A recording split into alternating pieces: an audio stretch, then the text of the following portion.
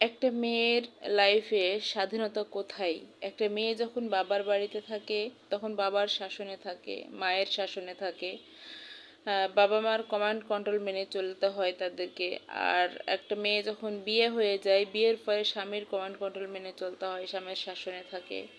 যখন বয়স হয়ে যায়, ছেলে মেয়েদের আন্ডারে যখন থাকে, তখন ছেলে মেয়েদের শাসনে চলতে হয়। তাহলে একটা মেয়ে কখন স্বাধীনতা লাভ করে, কখন স্বাধীনভাবে সে তার লাইফকে পরিচালিত করতে পারে, এটা আসলে আমার জানা নাই।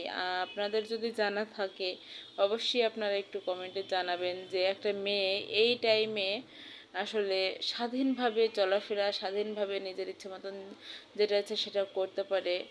আমি অন্য খারাপ কিছু মন্তব্য করছি না, ভালো কিছুই বলছি। যে ভালোভাবেই মনে করেন যে নিজের ইচ্ছা মতো আমি এটা করলাম, কিংবা আজকে একটু বেড়াতে গেলাম, কিংবা আজকে এটা খেলাম, কিংবা হচ্ছে ইচ্ছা হলো একটা জিনিস কিনলাম, এই ধরনের কথাগুলো আসলে বলতেছি। তো স্বাধীনভাবে একটা মেয়ে কখন চলাফেরা করতে পারে সেটা অবশ্যই আমার জানা নাই। যদি আপনাদের জানা থাকে অবশ্যই কমেন্টে জানাবেন।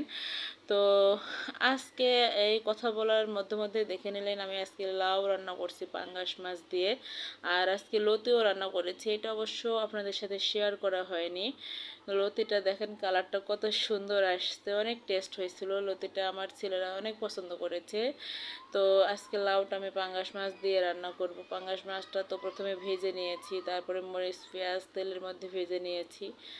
তারপরে হচ্ছে মশলা দিয়ে দিয়েছি জিরা আর রসুন শুধু, আর শুকনো মরিচের হালকা একটু গুঁড়া দিয়েছি, আর হলুদ দিয়ে মশলাগুলো কষিয়ে লাউগুলো এই যে দিয়ে দিয়েছি। তো লাউগুলো কষানো হচ্ছে। লাউটা অনেক কচি, আমি এগুলো অবশ্য দুইটা লাউ, ছোট একদমই ছোট ছোট লাউ, তো এই জন্য আমি দুইটাই রান্না করে ফেলেছি। অনেক সুন্দর লাগছে খেতে, এবং কষানোর সাথে সাথেই সিদ্ধ হয়ে গেছে, এক্সট্রা আর কোনো সিদ্ধ করার জন্য পরে পানি দেওয়া লাগেনি। তো কষানো হয়ে গেছে, এরপর আমি আগে থেকে ভেজে রাখা পাঙ্গাস মাছগুলো দিয়ে দিলাম। অনেকে পাঙ্গাস মাছ খেতে পছন্দ করে না, আমার খুব ভালো লাগে এটা খেতে। আমার ছেলেরা খায় না, অত্যন্ত তেলযুক্ত একটা মাছ সেই কারণে। কিন্তু আমার খুব পছন্দ পাঙ্গাস মাছটা। আমার মা অন্যভাবে রান্না করে, আমি আপনাদের সাথে ওইটা একদিন শেয়ার করব। খুবই সুন্দর লাগে আমার মার হাতের পাঙ্গাস মাছটা। তো কোনো গন্ধ থাকে না, কোনো কিছু থাকে না, অনেক মজা করে আমার মা রান্না করে পাঙ্গাস মাছটা। তো মাছগুলো দিয়ে আমি সামান্য পরিমাণ পানি দিয়ে দিয়েছি, বেশি পানি দেব না। তো দেখেন আমার রান্নাটি অলরেডি হয়ে গেছে, কত সুন্দর একটা কালার আসছে। আমি জিরা গুঁড়া দিয়ে দিয়েছি, ভাজা জিরা গুঁড়া। তো এই যে আমার রান্না হয়ে গেছে। তো এতক্ষণ কষ্ট করে আমার ভিডিওটি দেখার জন্য আপনাদেরকে অসংখ্য অসংখ্য ধন্যবাদ। আপনারা সবাই ভালো থাকবেন, আমার জন্য দোয়া করবেন।